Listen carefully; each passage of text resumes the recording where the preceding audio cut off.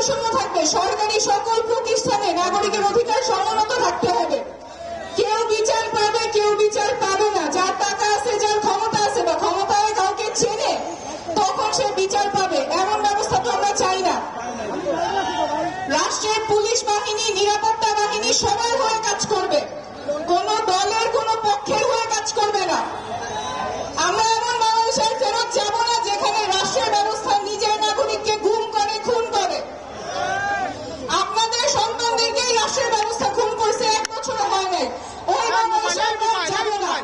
এবং সেই জন্য আমাদের সংবিধানে যা যা পরিবর্তন করা প্রয়োজন, আইনে যা যা পরিবর্তন করা প্রয়োজন, প্রতিষ্ঠানে যা যা পরিবর্তন করা প্রয়োজন, সবই আমরা করব। নাগরিক পার্টি থেকে আপনাদেরকে অনেক অনেক শুভেচ্ছা, শুভকামনা। আমাদের সাথে থাকবেন।